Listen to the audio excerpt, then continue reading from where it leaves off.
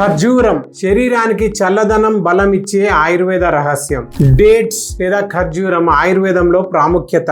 మధురం బ్రహ్మణం ఋష్యం ఖర్జూరం గురు శీతలం క్షయాద్విఘాతే చ వాతపిత్తే చ అద్వితం. అంటే ఖర్జూరం తీపిగా ఉంటుంది, శరీరాన్ని పోషిస్తుంది, పచనానికి భారంగా ఉంటుంది, స్వభావం చల్లగా ఉంటుంది. దీని ప్రధాన లక్షణాలు పచనానికి భారంగా ఉంటుంది, స్నిగ్ధత కలిగి ఉంటుంది, చల్లగా ఉంటుంది. చాలా మంది దీన్ని వేడిగా ఉంటుంది అనుకుంటారు, కానీ నిజానికి ఇది చల్లని స్వభావం కలిగినది. శరీరంలోని వాత పిత్త దోషాలను తగ్గిస్తుంది. ఎప్పుడు ఉపయోగకరం? శరీరంలో నొప్పి ఉన్నప్పుడు, అధిక అలసట ఉన్నప్పుడు, బలహీనత ఉన్నప్పుడు, శరీరంలో అధిక వేడి ఉన్నప్పుడు దీన్ని తీసుకోవాలి. తీసుకునే విధానం: రోజుకు 2 నుండి 4 ఖర్జూరాలు తినవచ్చు. రాత్రి నీటిలో నానబెట్టి ఉదయం తినవచ్చు. పాలల్లో మరిగించి తీసుకోవచ్చు. నెయ్యితో కలిపి కూడా తీసుకోవచ్చు.